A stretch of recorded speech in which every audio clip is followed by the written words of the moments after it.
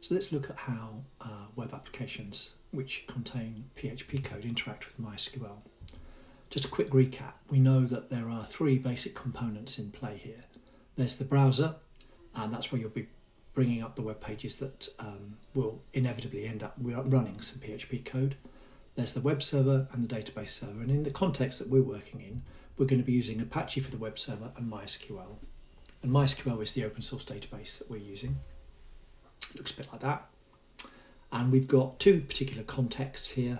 Either you can be using the university web server, which is at the address kunet.kingston.ac.uk, or you can install MAMP locally on your PC or your Mac. And there is a consequence to those choices. If you do have the ability to install MAMP locally, it is actually easier, so I would always recommend doing that. Otherwise, you have to create your files and then upload them to the web server and interact with the web server, which means you're always going to need an internet connection. And there's that hassle of using FTP to move files backwards and forwards. But you can make either work.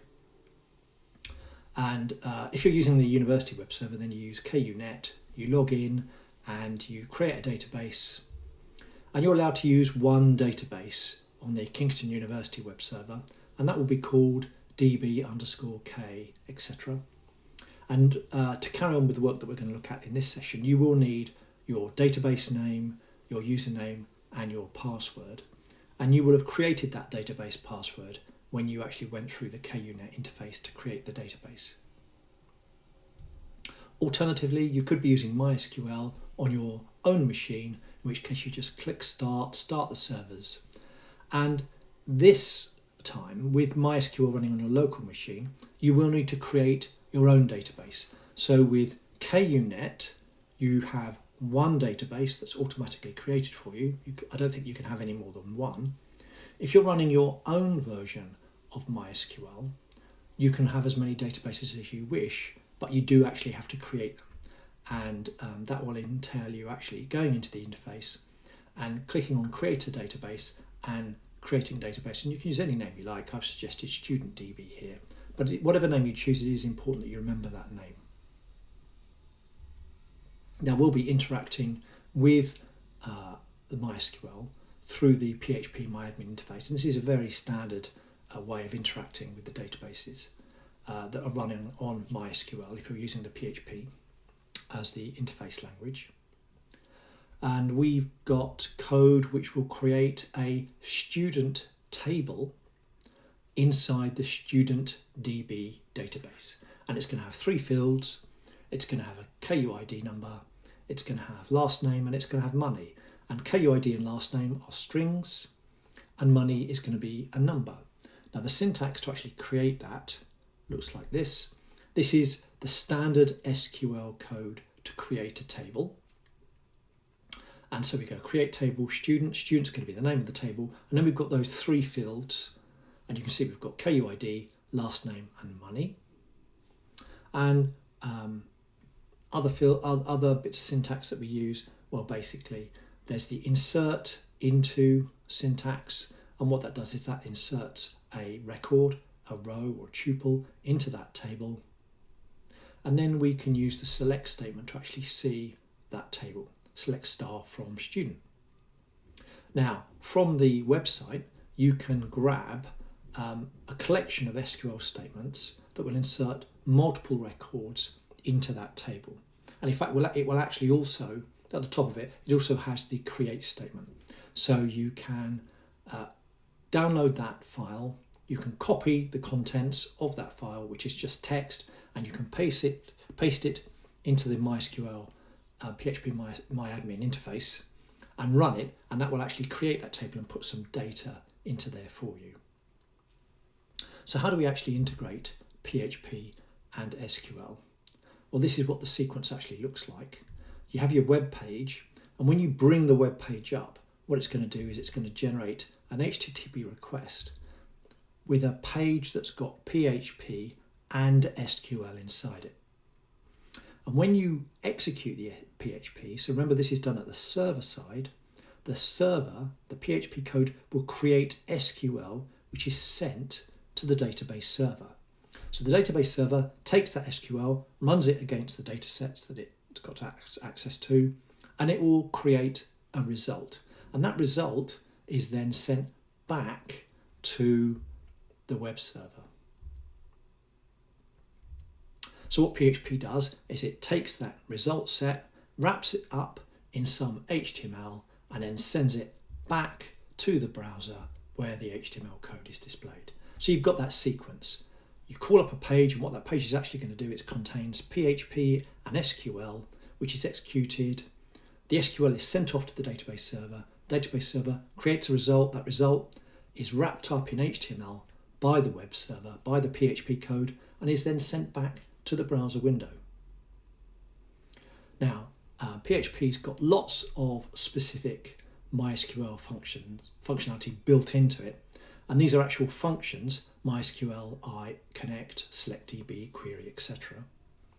And the sequence that we normally follow when we're using these routines looks like this. We kind of open a connection to the database, we choose which particular database we're going to use, run the SQL, and then we close the connection. And the code to do that looks like this. Now, as you can see, that's quite complicated.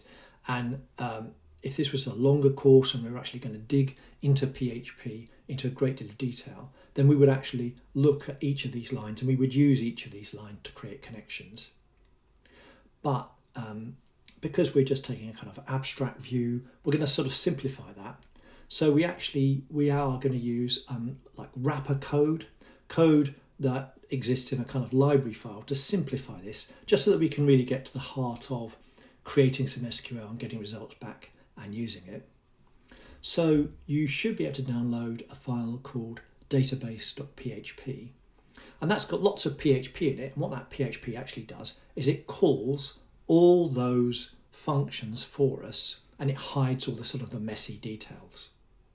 So to actually use this, what you'll have to do is you download database.php, so it's a single file, and you place it in the same folder, in the same location as your other files where you're doing your PHP work. So I'm going to create a file called example.php. And so example.php is where we're going to do all our work, where we're actually going to write our code. Now, of course, we actually have to create a link from example to database.php. And the way that we do that is to use this reserved word include. And so the syntax looks like this. We go include, and then in quotes, we put the name of another PHP file. And what we're saying is we want to use the PHP that's in this other file in our file. So example.php will be the file where we do our work, where we write our code. And what it's going to do is it's going to reuse sort of library code from the database.php file. So we'll put that include statement at the top, and then the next thing we'll do is we'll have these variables, and you have to be quite precise about using these: DB connection, DB username, DB password, and DB database name. And we have to supply those with the values that will be appropriate to create a connection between the PHP web server and the database server. So for the Kingston University KUNet server, it's going to look like this: kunet.kingston.ac.uk, and it's very important that you have that port number there, :3306. So that's the address of the MySQL database server. And then you have to configure the bits in red here. So you will actually have to supply your database name, your username, and your password. And that password there, that's the password that you created when you went through the interface.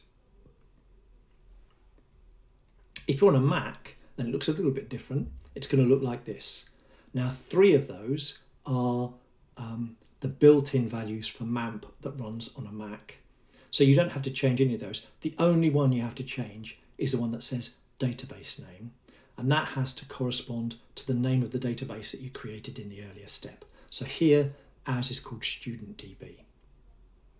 If you're using MAMP on a PC, it's almost exactly the same, except you have to have a slightly different port number. So MAMP on a Mac uses 8889. If you're using MAMP on a PC, then it's going to be 3306. So you choose whichever one you're going to use, but the important point here is the second line where it says database name. That has to have the name of the database that we're actually interacting with. So you've got your include statement, you create these variables, those will come next in your program. And then underneath that, we can actually do the kind of meat of the program, which is where we actually construct some SQL and send it off to the database and get some results. So I'm going to create a variable called SQL. Now you can use whatever name you like. You could call it the SQL statement. I'm just going to call it SQL in capital letters like that. And it's a string, and inside the string, I place the SQL that we want to run against the database. Now the tip here is to use double quotes on the outside and single quotes on the inside. If you think about SQL, sometimes we have to use quotes to wrap up strings, and you can see that in this insert statement. Have a look at the bit where it says values. KUID and last name are examples of strings, character fields, and that means they have to be wrapped up in quotes. Money is just a number, so we can just write the number down, no quotes required. So I'm using single quotes inside the string and double quotes on the outside. So I've created my variable called SQL. Now that's just a string, it doesn't actually do anything, it's just a variable just like any other kind of variable that we've created when we've written our PHP programs. What we now need to do is we need to send it off to the database and get a result back. And there's a specific function called useDatabase. And useDatabase is the function that actually exists in that database.php file. That's the thing that we're actually importing in. So useDatabase is a function, and what we do is we pass it, we give it the name of the variable that contains the SQL string. And when we call useDatabase in this style, what will happen is it will actually send, behind the scenes, it will send the SQL off to the database will process the SQL, and we will get a result back. And whatever that result is will end up in this new variable that I'm calling result, $result. Again, you could call it whatever you like. I'm calling it result. If you wanted to call it result from database or result SQL or whatever you wanted to call it, you can you just put it in front of the equal sign. So useDatabase is a function. It takes a string, it does the work, and it will return a value back.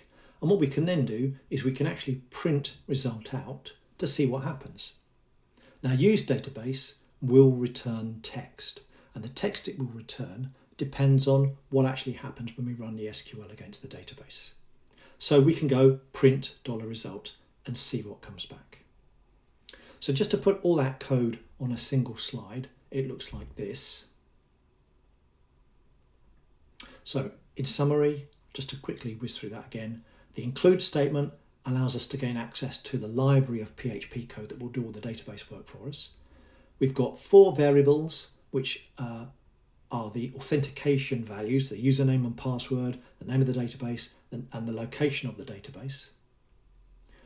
We create our SQL, and you can see that's in double quotes. That's just a string, but it's the penultimate line on that slide that does all the hard work here. useDatabase takes all that information, sends the information off to the database, runs the SQL on the database, and then we get a result back. And you can see the result ends up being printed out in this instance. So what is result? Well, it depends on the SQL. If the SQL is an insert or a delete or an update statement, what it will do is it will say number of rows affected is, and then it will have the number. So if you're inserting a single row into a table, it will go number of rows affected is 1. If you were deleting, it could be deleting 1 row, it could be deleting many rows, or you could be updating. Where things are a little different is if you do a select statement. With a select statement, if you think about it, what we end up with is a table. That's what the result set actually is. And one of the other features of the database library is if you use a select statement, what will be returned will be, again, it will be a string, but actually it will be quite a big string because it will contain an HTML table of that result set. So again, we can simply go print that result out, and into the web page, wherever you put that print statement, it will actually print an HTML table with the results. So what you can do is you can try that out. You can try some insert, delete, update and select statements using that use database statement. And in the next video, there'll basically be an example of creating all of that, creating a table, trying that SQL out, seeing the interaction between the PHP code and the MySQL database.